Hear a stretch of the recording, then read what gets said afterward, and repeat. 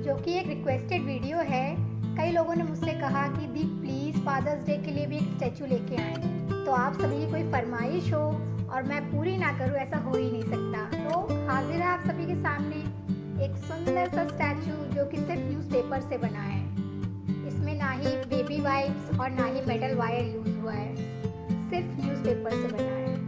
I think आप सभी को बहुत पसंद आएगी। तो फ्रेंड्स, इस आइडिया को अच्छे समझने के लिए वीडियो को पूरी देखें। अगर आपको वीडियो पसंद आती है तो लाइक और शेयर करना ना भूलें।